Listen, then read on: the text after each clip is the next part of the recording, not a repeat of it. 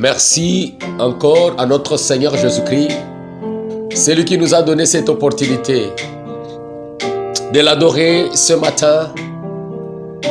Lui qui était monté à la croix pour nous. C'est pourquoi moi j'aime ce nom de Jésus. Les noms merveilleux. Adorons-le. Alléluia. Le nom de Jésus est si doux, des dieux des armes à l'écourant. Il nous appelle au rendez-vous. Alléluia. Alléluia. Alléluia. Jésus béni soit ton nom. Jésus, oh merveille. Oh Jésus. Alléluia. Sois adoré. Ah, j'aime ces noms dans les chagrins. Il me soutient sur le chemin. Sa musique est son divin. Précieux nom de Jésus. Oh, Jésus. Alléluia. Oh Jésus. Jésus. Alléluia. Ah, sois adoré. Ah, j'aime les noms de mon Sauveur, car lui seul connaît tout mon cœur. Lui seul me remplit que. Alléluia. Alléluia. Et Jésus. Alléluia. Sois élevé. Alléluia. Sois glorifié.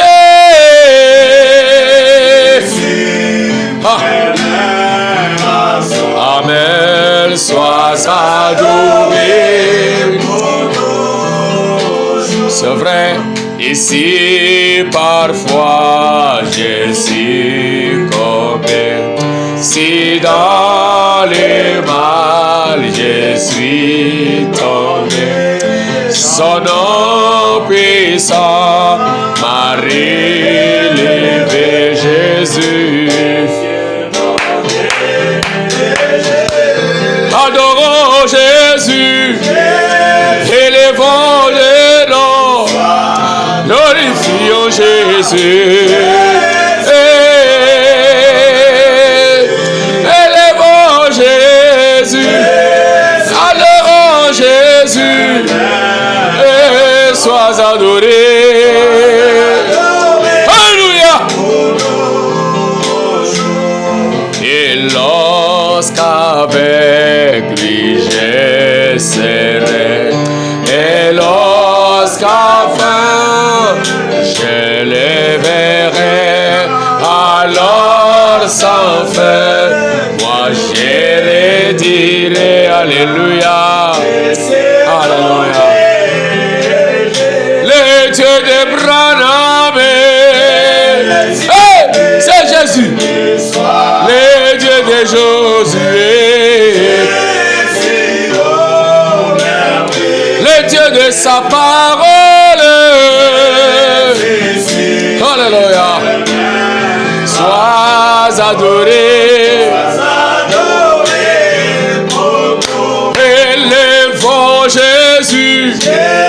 Glorifions Jésus. Magnifions Jésus. Ah,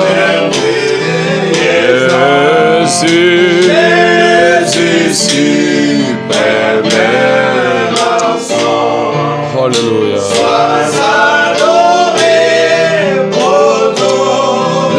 Là où tu es, mon frère, ma soeur, est-ce que tu peux l'acclamer? Est-ce que tu peux acclamer le Seigneur? Parce qu'il est merveilleux. Il est glorieux, c'est Jésus. Oh, prions. Dieu bien-aimé, créateur des cieux et la terre. Nous te disons merci parce que tu es un Dieu merveilleux. Quand l'homme était dans les gouffres du mal et du péché, Seigneur, tu as envoyé ta lumière afin qu'au travers de la parole, ô Dieu de gloire, nous puissions retrouver le chemin. Et au travers de ces noms glorieux, nous puissions avoir victoire sur chaque circonstance. Et nous savons, Seigneur Jésus, dans les restes des batailles, nous aurons la victoire. Parce que le nom puissant est avec nous. Ô Dieu des armées, ce matin, nous venons glorifier ton nom. Sois élevé, sois témoigné, sois glorifié, Père. Parce que tu mérites la louange et l'adoration. Je suis en train de dire merci pour tout ce que tu as fait. Et tu continues à faire pour nous. Et je crois fermement, Seigneur de gloire, que nous allons voir ta gloire dans cette matinée. Oh Dieu, celui qui a succombé, celui qui est par terre, Seigneur, que tu puisses le relever par le nom puissant.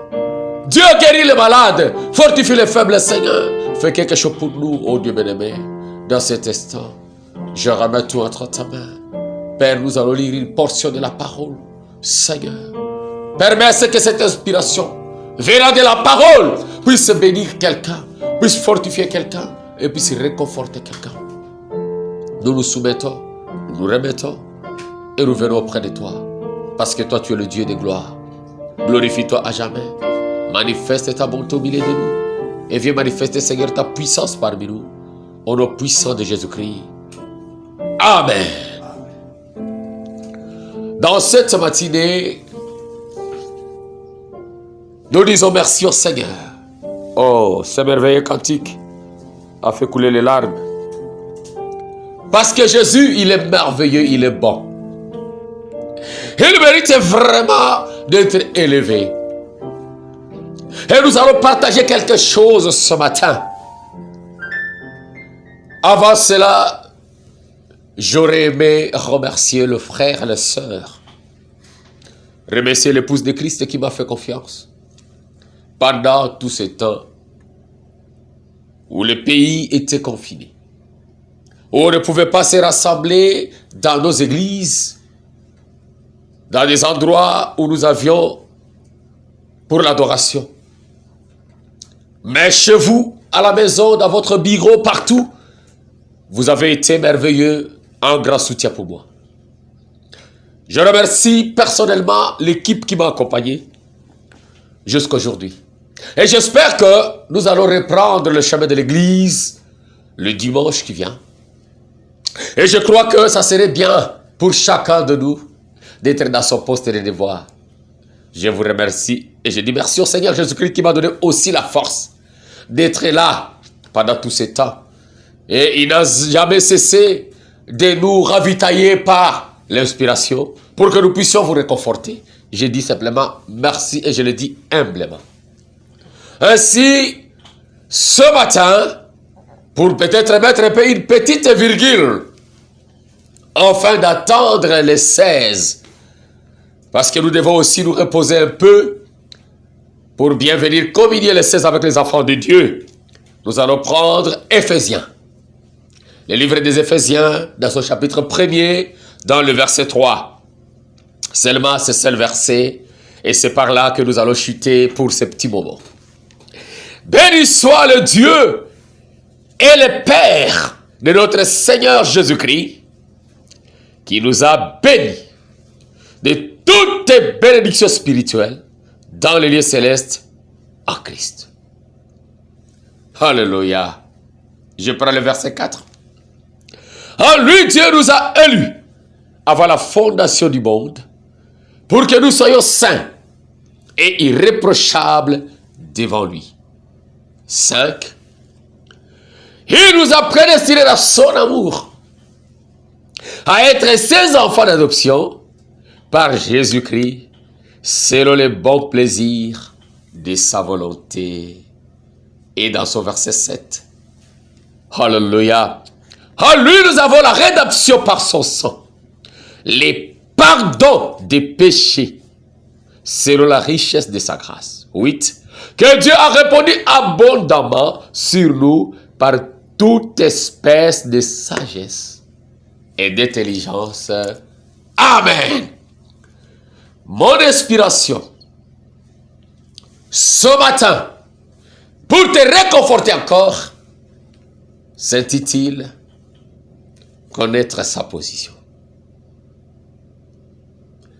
Quand tu connais ta position, quand tu connais où tu te tiens et qui tu es, je sais que je n'entrerai pas vraiment dans la profondeur, puisque je suis en train de préparer quelque chose quand nous allons retourner dans les églises sur la loi de la reproduction.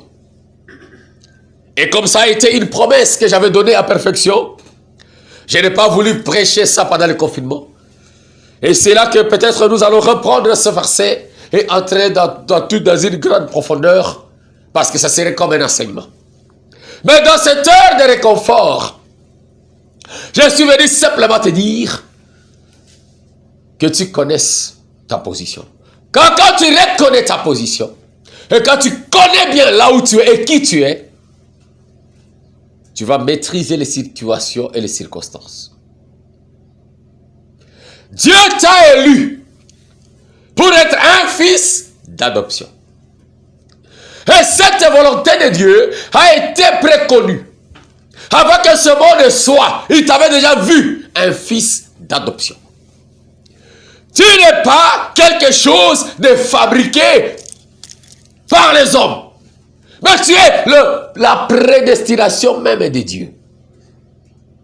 Il t'a vu. Avant la fondation du monde, il t'a connu. Il t'a prédestiné à être le croyant de cet âge ici. Et toi, tu as le privilège de connaître ce que Dieu a prédestiné pour toi. Et dans cet âge ici, tu es la fin de l'histoire de la rédemption. C'est avec toi que Dieu va clôturer son plan. Alors quand tu connais ta position, c'est là que tu commenceras à vaincre maintenant. J'aimerais commencer avec Frère Branham. Ça va te faire du bien. Dieu amène son église à la perfection. Dans son paragraphe 15, écoutez. Remarquez maintenant. Ensuite, cette cellule de sang, comment Dieu a-t-il pu protéger, ou plutôt pu bénir son peuple, ou plutôt pour parvenir jusqu'à son peuple?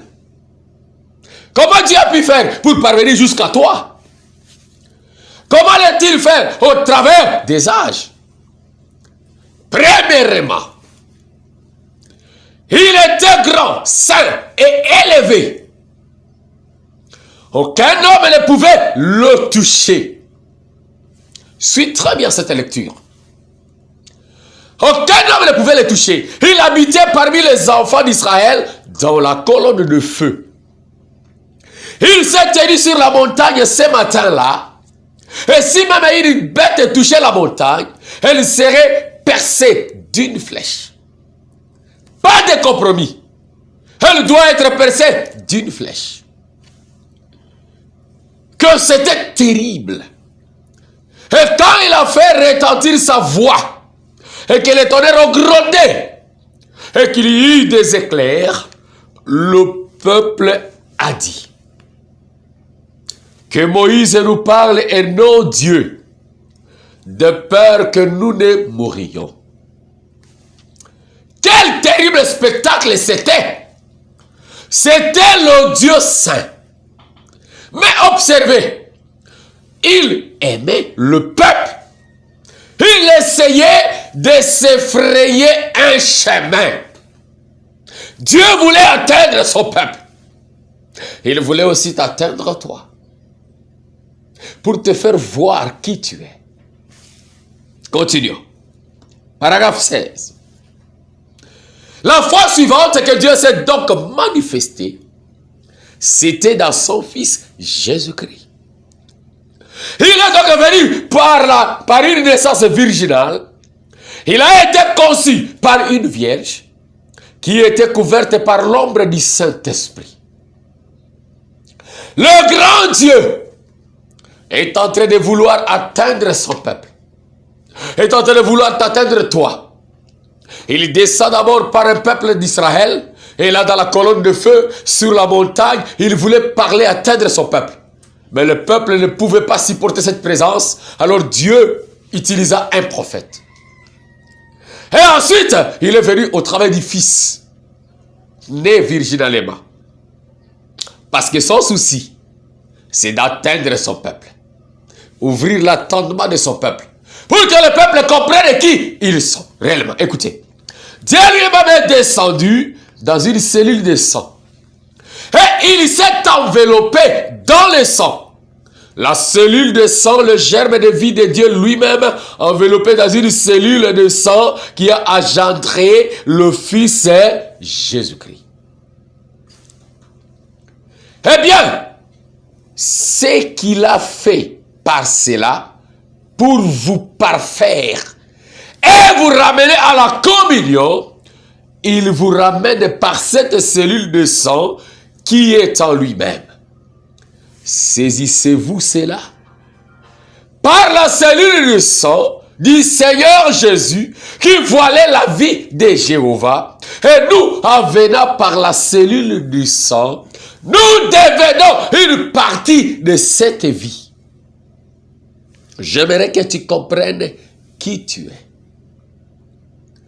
Tu es venu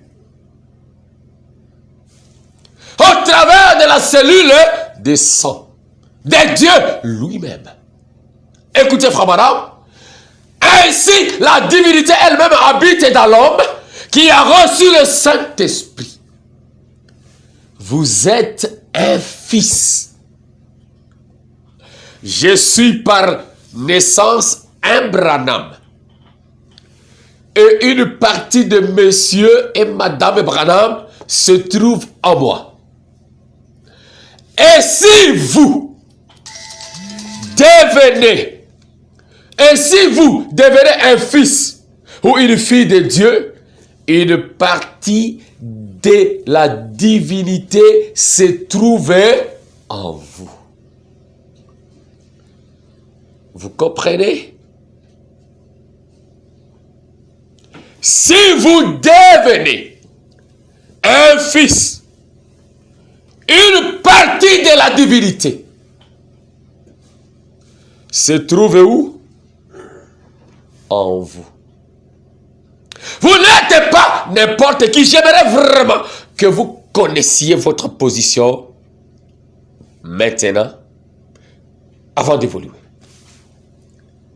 17. Écoutez bien cette citation. Voyez-vous comment les diables vous volent? Il dit, oh, vous ne pouvez pas faire ceci. Tout est possible à ceux qui croient. Amen. Peu importe ce que c'est.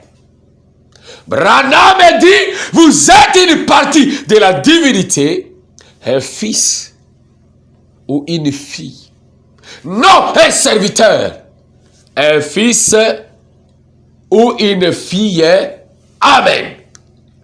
Branham continue dit, eh bien mon frère, cela surpasse tous les anges.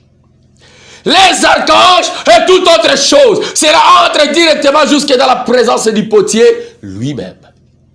Vous n'êtes pas n'importe qui. Vous êtes une partie de la divinité. Vous êtes fils de Dieu. Alléluia. Là en bas, il dit, c'est ça qui rend Satan fou.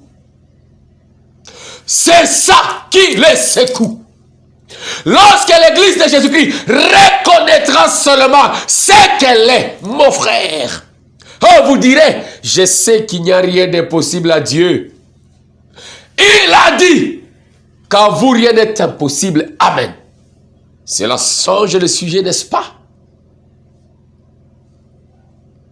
Je crois que j'avais lu cette citation un jour ici, pendant cette période. Et je l'ai repris. Pourquoi? Parce que toi, tu n'es pas n'importe qui. Tu dois connaître ta position. Là, les gens disent, à Dieu, rien n'est impossible. Branham me dit, Dieu a dit que rien n'est impossible à vous. Tout ce que vous désirez, quand vous priez, croyez que vous l'avez reçu et vous le verrez s'accomplir. Amen. Pourquoi? Parce que vous connaissez votre position. Vous êtes un fils. Vous êtes une fille de Dieu. Vous êtes une partie de la divinité. Maintenant, je peux décoller. Parce que je sais que tu as compris, par ce peu de mots, tu as été prédestiné avant que le monde ne soit. Ça, c'est un. Et Dieu, pour t'atteindre, est descendu de la grande lumière à la colonne de feu. Alléluia, qui est comme son manteau. De la colonne de feu, il s'est fait chair. Et par la cellule de sang de Jésus-Christ, il t'a atteint. Toi, partie de la divinité. C'est pourquoi j'ai dit, je réserve la profondeur de ces choses quand nous allons revenir à perfection. Et je crois que toi qui es dans le monde, tu le suivras aussi, parce que tout sera balancé pour toi. Maintenant, j'aimerais entrer dans cette petite chose. Qu'est-ce que tu peux faire, mon frère, ma soeur, quand tu connais ta position? C'est ici maintenant que j'aimerais te parler pour mettre une virgule pendant ce temps de confinement. Tu es une partie de la divinité, tu es un fils, une fille, pas un serviteur, pas une domestique, non. Quand tu reconnais ta position, qu'est-ce que tu vas faire? C'est maintenant la chose. Dans la prédication, une fois éprouvé, produit des résultats. Écoute toi-même le titre de la prédication. Une fois éprouvé, produit des résultats. Paragraphe 15. Ainsi un jour, alléluia, pendant que Goliath faisait sa grande vantardise, il y avait un petit homme recroquevillé, un homme apparemment rude, portant un petit bâton de peau de mouton. Et son papa lui avait donné des raisins pour faire des tartes aux raisins, et il l'avait envoyé vers l'armée pour rendre visite à ses frères. Il s'appelait David. Écoutez. Et au moment où David arrivait au camp, Goliath se présenta et fit encore sa vantardise, disant: pourquoi l'un de vous ne se présente-t-il pas pour se battre avec moi? Il l'a dit au mauvais moment. Il se faisait qu'il se trouvait là un petit homme, apparemment rude, et qui peut-être n'avait pas beaucoup d'instructions, mais qui connaissait Dieu. Et toi qui connais ta position ce matin, j'ai dit à cette maladie, à ce démon, à ce problème, il vient de parler ou de paraître dans ta vie dans un mauvais moment. C'est un mauvais moment pour lui.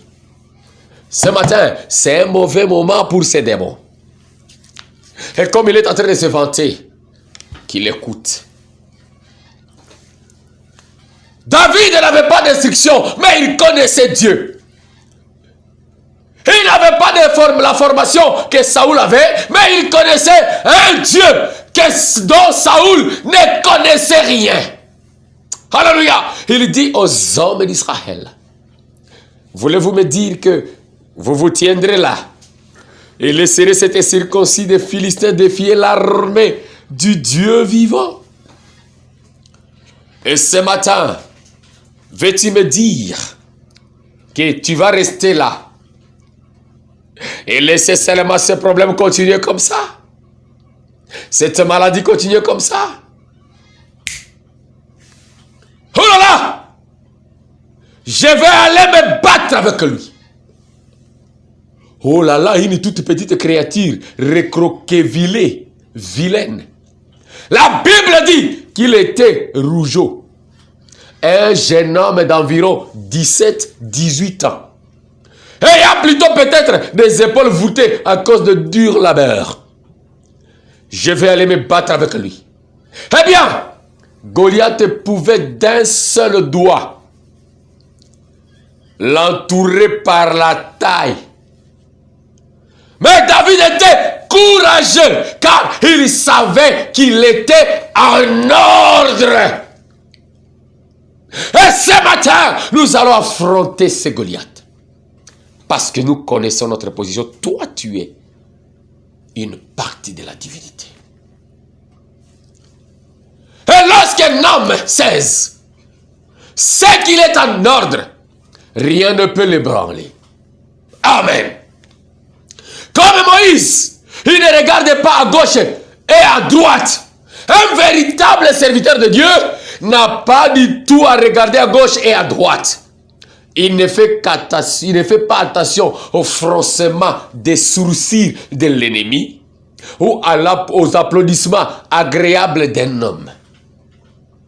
Il se réjouit de la communion avec l'Éternel, Dieu qui l'a envoyé, et s'il sait où il se tient.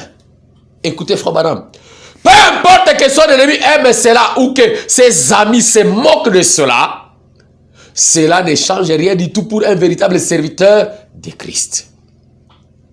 Il a un travail à faire et il n'a pas à regarder pour voir. Alléluia! Qu'en pensez-vous? Ceci vous plaît-il? Il regarde par là et se réjouit de la présence du Dieu vivant. C'est ça la nuit aujourd'hui. Il nous faut voir si notre dénomination croit la chose. Que Dieu ait pitié. Si jamais j'en arrive à ce point, je fermerai la Bible et je quitterai le champ missionnaire. Il vous faut plaire à Dieu. Vous avez une commission. Frère, nous n'allons pas, parce que, non, ce matin, nous savons que nous sommes en ordre. Nous savons que chaque fois que nous sommes dans le poste de devoir, rien ne peut nous empêcher de voir la gloire de Dieu. Et ce matin, rien ne peut nous empêcher de voir la gloire de Dieu pour ta vie. Frère, sœur, tu dois connaître qui tu es, connaître ta position. Et ce Goliath partira. Je continue, c'est une longue lecture. 17. Par ces paroles, David a fait honte à ses frères. Ses frères ont dit, oh, nous connaissons ta malice. Tu essayes de faire quelque chose, tu essayes de te faire voir. Alors, la nouvelle est parvenue à Saoul et Saoul a dit, amenez ici ces petits gringalets. Il a dit, que veux-tu dire, mon fils, en faisant une telle observation? Tu n'es qu'un enfant. Et lui est un homme de guerre depuis sa jeunesse. Eh bien, tu n'as pas la moindre chance. Oh, Satan! Hey, écoutez, David a dit, Seigneur, laisse-moi simplement aller. Voyez-vous, il savait que Dieu avait promis de bénir Israël. Et ce matin, je viens aussi, pas pour me vanter, non, je n'ai rien. Mais je sais que Dieu va te bénir, toi le fils de Malachie 4. Je sais que Dieu va te guérir parce que c'est sa parole. Je sais que Dieu va te relever parce que c'est sa promesse. Ce n'est même pas mon affaire. Voyez-vous, il savait que Dieu avait promis de bénir Israël. Lorsque Dieu fait une promesse, il s'attiendra à sa promesse. Tu t'amènes là où tu es. Dieu a promis de guérir ses enfants. Il doit s'attenir à cette promesse. Amen. Et Dieu va te guérir. Il va te relever. Il va te délivrer. Parce que c'est sa parole. moi Josué, je ne viens que comme David, connaissant que Dieu va te bénir, Dieu va te guérir, parce que c'est sa promesse. Ne dis pas que je me vante. Ce n'est pas mon affaire. Satan, Goliath, maladie, démon, tu partiras parce que Dieu a promis de bénir son peuple et de le guérir. Ce n'est même pas mon problème. Dieu a promis de nous envoyer le Saint-Esprit. Il doit s'en tenir à cette promesse. N'ayez pas peur, dit frère Branham. Alléluia! Peu importe ce que les autres milliers disent, ce que le voisin dit. Qu'est-ce que Dieu a dit? J'ai continué la lecture. Alléluia! Ça me fait du bien. Peu importe ce que le voisin dit, ce que le médecin dit, ce que les autres disent. Qu'est-ce que Dieu dit? 18. Et Saoul croyait la chose d'un point de vue intellectuel, mais David avait une expérience. Saoul a dit, mais avant de pouvoir faire ceci, tu dois recevoir une instruction universitaire. Tu vas faire mieux de porter mes titres. Je vais te donner mon diplôme. Alléluia. Alors, il s'est revêtu de son armure et de son casque. Pouvez-vous vous représenter cela? Un homme qui dépassait toute son armée de la taille, mettant un casque sur ce tout petit gars qui n'avait même pas cette taille-ci. Cela a couvert sa tête, ses oreilles, ses épaules et tout, je pense. Et ses frères larges et ses très larges épaules. À quoi ressemblait David alors qu'il se tenait dans cette tenue somptueuse, comme cela, avec ses genoux pliés? Il a dit, débarrassez-moi de ces trucs. Je n'en sais rien. Saoul vit que son gilet ecclésiastique n'allait pas à un homme de Dieu. Je ne sais rien de votre doctorat et tout, a-t-il dit. Mais laissez-moi aller avec cette expérience que j'ai. Amen. Frères et sœurs, je ne suis peut-être rien. Tu n'es peut-être rien. Mais un jour, tu as fait une expérience avec Dieu. Va avec cette expérience. Je te le certifie. Quand tu connais ta position, peu importe la taille de l'ennemi, il va descendre comme Goliath devant David. Il dit, je me sens très religieux, je suis honnête. Il se peut que vous pensiez que je fais le fou. Mais si vous sentiez ce que je sens, vous agirez peut-être de même aussi. Je me sens comme David, lorsqu'il a dansé devant l'arche de l'Éternel. Et sa femme s'est moquée de lui. Il a dit, tu n'as pas aimé ça, regarde ceci. Dieu a dit, c'est un homme selon mon cœur. Il savait de quoi il parlait. David savait de quoi il parlait.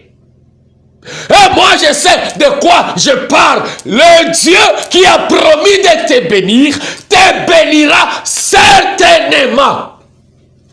Le Dieu qui a promis de te guérira certainement, que tu veilles ou pas. Continuons. J'aime ça. 19. Et il a dit, eh bien, tu ne peux pas te battre contre ces géants. Il a dit, débarrassez-moi simplement de tous ces diplômes et de tous ces documents ecclésiastiques et tout. Laissez-moi libre une fois. Il a dit, laissez-moi vous raconter quelque chose. Au fond, là-bas, quand je faisais paître les brebis de mon père, un ours est venu un jour et en a attrapé une. Tu connais l'histoire. Et j'ai pris ma fronde et je l'ai terrassé. Et j'ai pris l'agneau et je l'ai ramené. Puis un lion est venu, a donc attrapé une et s'est enfui. Et je l'ai aussi terrassé. Et lorsque je suis allé vers lui, il s'est redressé contre moi et je l'ai tué. Et il a dit, le Dieu qui m'a délivré de la patte de l'ours et de la griffe du lion, oh combien plus me délivrera-t-il des mains de ces Philistins incirconcis qui défient l'armée du Dieu vivant? Le Dieu qui t'a libéré de ces problèmes. Le Dieu qui, une fois t'avait guéri, va te guérir encore et encore et encore. Te libérer de cet enchantement, de cet ensorcellement, de cet envoûtement. Voyez-vous, il avait la foi parce qu'il avait une expérience. Les hommes et les femmes qui n'ont jamais connu Dieu, qui ne fait que lire ce qui les concerne, n'ont pas une grande expérience, ils ne savent quoi faire. Peut-être toi, tu ne fais que lire, Dieu a fait, Dieu avait fait. Mais nous autres, par sa grâce, nous avons fait de petites expériences qui pour nous sont de très grandes expériences. Et nous savons de quoi nous parlons. Quand nous parlons de la résurrection, qu'un enfant peut ressusciter dans le ventre de sa mère, nous savons de quoi nous parlons parce que nous l'avons vu dans notre propre vie et nous l'avons vu dans la vie des autres que nous conduisons. Le Dieu d'Abraham, c'est le même Dieu qui va te donner des enfants. Cette montagne sortira de toi. Parce que nous savons de quoi nous parlons. Quand tu connais ta position, frère, sœur, la victoire commence là. Alléluia. Quand tu connais ta position, la victoire commence là. Écoutez, frère Branham. Mais quand un homme a déjà rencontré Dieu et a eu une expérience, cela règle la question. Alléluia! Parfois on dit, le pasteur parle avec toute assurance. Mais oui, Dieu agit. Les cieux et la terre passeront, mais Dieu agit au travers de sa parole. Ce n'est même pas l'affaire du pasteur Josué. Ce n'est même pas ton affaire. C'est l'affaire de Dieu. Je continue. J'aime ça. Paragraphe 20. David a dit, s'il a fait cela pour sauver la vie d'un agneau, à combien plus forte raison pour la vie de son peuple? Il a dit, comment vas-tu t'y prendre? Il a dit, je vais prendre cette petite fronde. Et il a ramassé 5 pierres. Et il les a mis entre 5 doigts. La fronde, vous savez ce que c'est? Nous, les garçons, nous en avons fait usage. Et quand il s'est avancé pour l'affronter, le vieux géant s'est moqué de lui en disant, « Tiens, tu n'as même pas d'instruction. Tu n'utilises même pas une bonne grammaire. Comment vas-tu t'y prendre? » Mais qu'avait-il? Il avait 5 pierres. Jésus. Alléluia! Enveloppé dans ce bras de la foi. Quelque chose devrait arriver. Il avait fait une expérience de la foi en Jésus. Dieu a dirigé la pierre avec précision et le géant s'est écoulé. Et les autres ont pris courage. Il y a quelques années, lorsque les églises du plein évangile disaient, les jours des miracles sont passés. Mais quelqu'un s'est levé un jour, eh bien, et nous avons tout pris courage. Et nous avons combattu l'ennemi jusqu'à le coincer au mur. Et nous l'avons découpé et mis à pièces. Il est temps que David agisse encore, virgule, un homme qui a la foi. Il est temps que tu agisses encore, ma soeur, mon frère. Il est temps, c'est possible, c'est faisable. Si Dieu a fait hier et si il a fait aux autres, il peut le faire pour toi aussi. Alléluia. Laissez-moi continuer. Connaître ta position, c'est là que la victoire commence. J'aimerais que nous terminions, moi et toi, cette partie de confinement. Cette partie, avant d'entrer dans nos églises, avec ceci. C'est encore faisable. Écoutez, paragraphe 25. Dieu dit, si Dieu vous a délivré du péché, à combien plus forte raison vous délivrera-t-il de votre maladie? Dites Amen. Si Dieu a pu parvenir de prendre votre vie du péché, et il a enlevé cette racine de mal, mais cette maladie qui vous dérange là, c'est quoi? Oh! Alléluia! Il est capable de prendre votre nature, de la changer pour faire de vous une nouvelle personne. pourquoi aurez-vous peur d'une quelconque maladie? La stérilité est une maladie. Le cancer est une maladie. Et toutes ces autres choses-là, ces maladies qui se trouvent dans ton corps, les problèmes cardiaques, les ceci, les cela. Si Dieu peut changer cette nature bizarre que tu avais, et cette maladie, il va écraser ça ce matin, il va neutraliser cela, parce que toi, tu es un fils, c'est une fille de Dieu. Connaître ta position. Écoutez, s'il peut sauver votre âme et changer vos opinions, à combien plus forte raison peut-il changer votre maladie en bonne santé et la remettre à l'endroit exact, à sa place? C'est si simple que nous passons par-dessus cela. Et ce matin, il peut régler, arranger, mettre toutes les choses en ordre. Et il le fera. Certainement. Je le crois. Je le crois. Et je le crois. Avec fermeté, il le fera. Et naturellement, il a dit, j'admire ton courage, fiston, mais c'est ta propre mort. Saoul, tu ne comprends rien. Il a donc pris sa petite fronde et a ramassé 5 pierres. Il a mis une dedans. Et Goliath s'est moqué de lui. Je voudrais que vous soyez attentifs. Il avait 5 pierres. Et vous les garçons, vous savez ce qu'une fronde, un morceau de cuir. Eh bien, nous étions capables avec cela d'atteindre une libellule sur la clôture tout aussi facilement. Ce sont là, ces 5 doigts, ces 5 pierres, la foi, de faith en anglais, en Jésus. Les voilà qui s'avancent. Le géant doit tomber maintenant. Il a remporté la victoire. Pourquoi? Pourquoi? Il avait une expérience par laquelle il était certain que Dieu était capable de le délivrer. Et ce matin, je te dis avec conviction que Dieu est capable de délivrer. Alléluia. Allons vite, parce que ce sont les dernières citations qui viennent maintenant. Parce que Dieu était capable et David avait cru à ça. Et moi, je crois que Dieu est capable de changer ta situation, ton problème. Tout ce dont tu as besoin, il peut te le donner. Notre position en Christ, paragraphe 13. Maintenant, si nous pouvons reconnaître notre position et savoir que c'est la parole de Dieu qui a promis cela.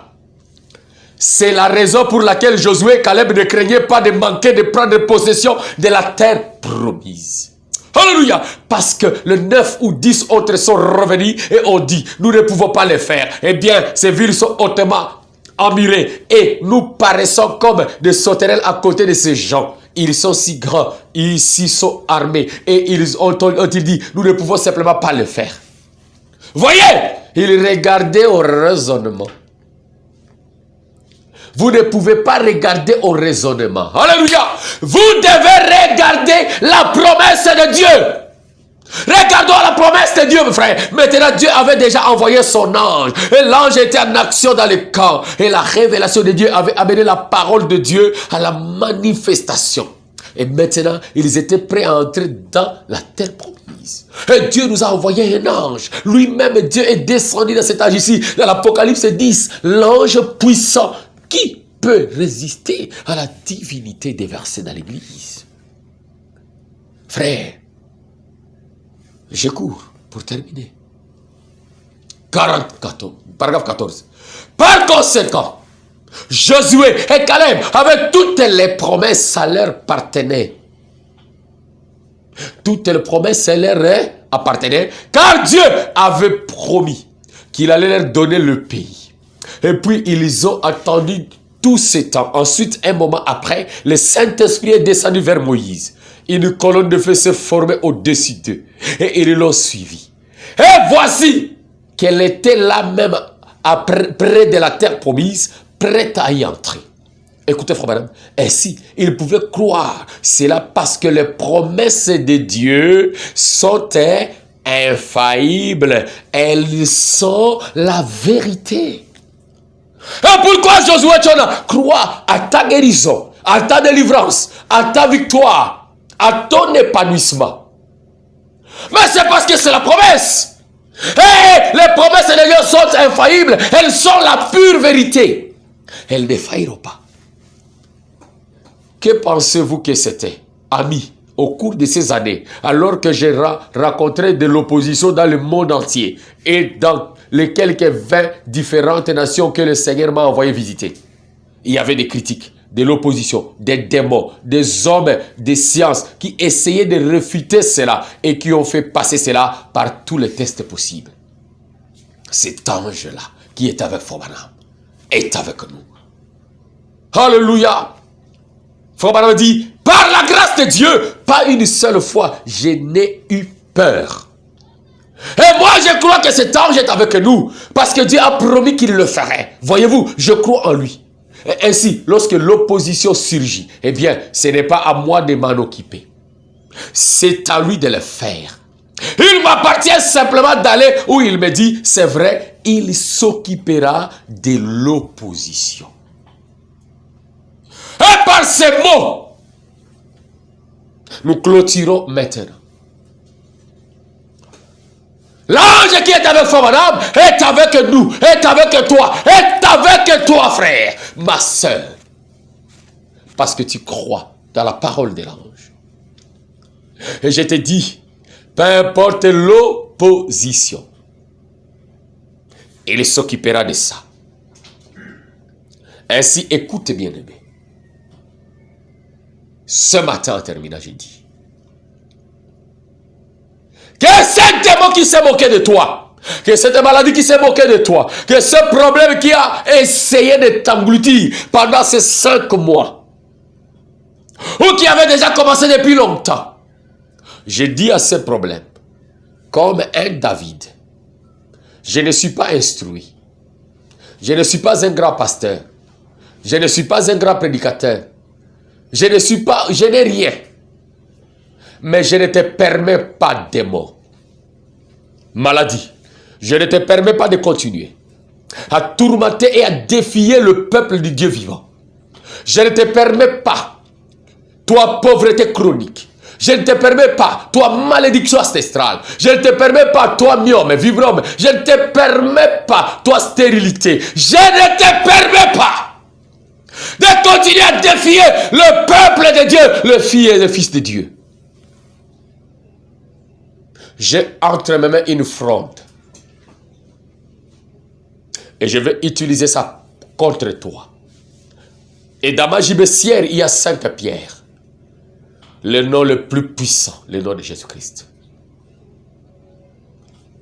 Tu vas tomber ce matin.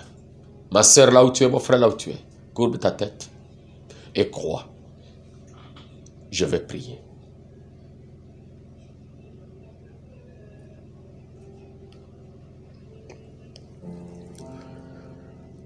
Oh, Jésus.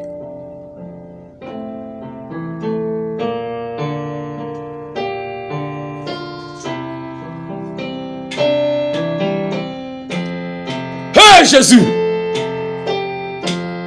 Laisse que dans le nom de Jésus-Christ, le nom le plus puissant, le nom qui a ressuscité Lazare, le nom qui a terrassé les diables,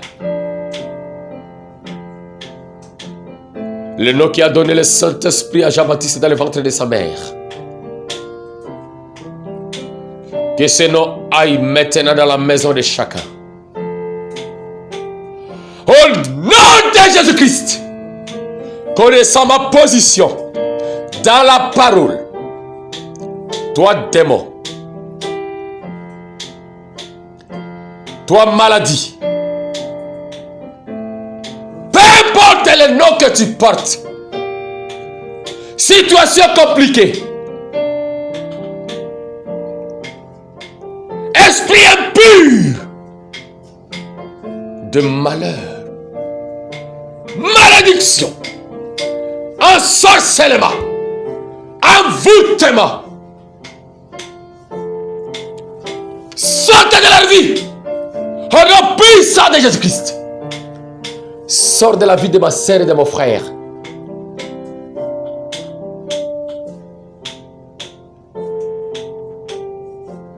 Hey!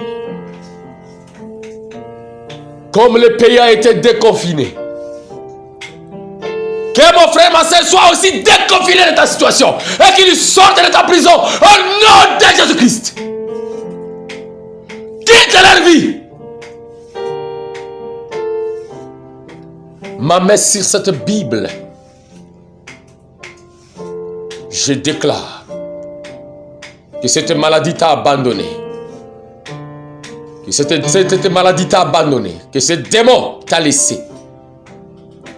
Et mon frère, ma soeur, là où tu crois maintenant, que le Dieu d'Abraham vient de régler cette situation-là. Il vient de payer cette dette que tu as. Et tu verras cela s'accomplir. Quoi seulement qu'il a changé maintenant cette situation? Ce péché t'a abandonné au nom de Jésus-Christ. Cette main puissante t'a relevé. Et pendant que tu vas rentrer le dimanche prochain pour aller communier avec les autres, que l'onction de Dieu, la bonne atmosphère, puisse passer au travers de toi pour contaminer les autres. Comme David, quand il a tué Goliath, le courage est entré dans tout le peuple. Que tu sois un David pour ta vie, pour la famille, un David pour le peuple. Que l'onction du Saint-Esprit t'envahisse au nom de Jésus, qu'il soit baptisé de feu et de puissance. Sois guéri de cette maladie. Sois libéré. Je viens déclarer, en tant que serviteur et fils de Dieu, que tu es béni, que tu es libéré, que tu es délivré, tu es guéri, et que le grand shalom puisse être avec toi. Merci pour tout. Jésus, merci pour la libération, pour les bénédictions. Au nom puissant de Jésus-Christ, je te prie. Amen.